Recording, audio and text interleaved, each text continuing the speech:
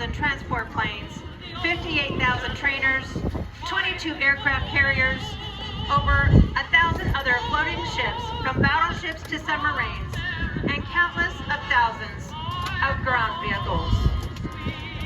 The United States of America's dedication led to the surrender not only of Japan, but Nazi Germany as well, giving peace and freedom to the entire world.